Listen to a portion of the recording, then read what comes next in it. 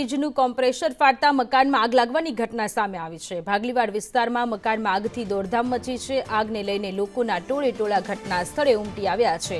આગની ઘટનામાં ઘરવખરી બળીને ખાખ થઈ ગઈ છે। તો ભાગલીવાડ વિસ્તારની આ ઘટના છે કે જ્યાં મકાનમાં આગ લાગવાની ઘટના સામે આવી છે। સંવાદદાતા રફીક ફોન લાઈન પર જોડાયેલા છે। રફીક, ભરૂચના જંબુસર ભાગલીવાડ વિસ્તારમાં મકાનમાં આગ લાગવાની ઘટના સામે આવી છે, વધુ અપડેટ્સ? જંબુસરના ભાગલીવાડ વિસ્તાર છે ને વિસ્તારની અંદર ફ્રીજનું કોમ્પ્રેશન ફાટતા મકાનમાં આગ લાગી હતી અને મકાનમાં આગ લાગી હતી જેના કારણે આજુબાજુના વિસ્તારના લોકો દોડી આવ્યા હતા।